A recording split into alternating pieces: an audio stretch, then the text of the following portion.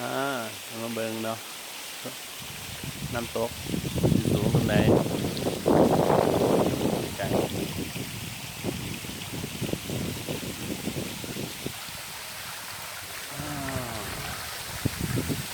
มีตะเวนสาดส่องมา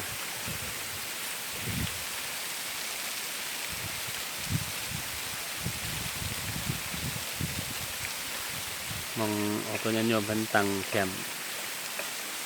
นี่เราครูบาอาจารย์มาเขามานอนป่าอันนี้อยู่อุทยาน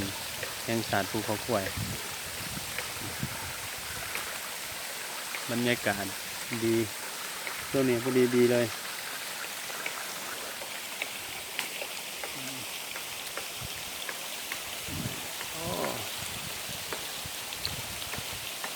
แต่อันนี้ทั้งลุมเนาะมาอยู่ทั้ง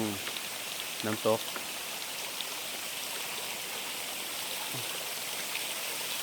เอาสิเห็นหนามมันนี่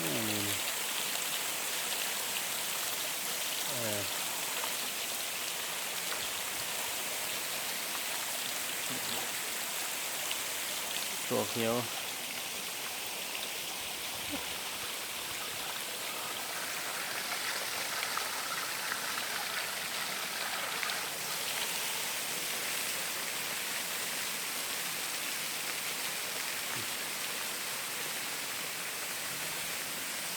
จะเป็นไก่สีรับขอบป่า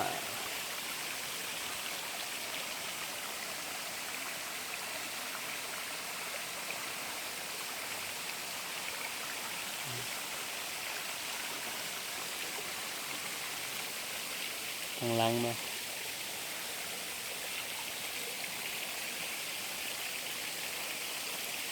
โอ้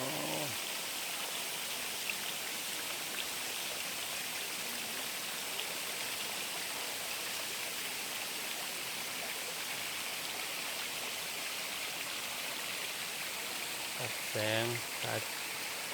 พระอาทิตย์ไก่สีรักขอบฟ้าคือตอนนี้อัสดงอาทิตย์อัสดง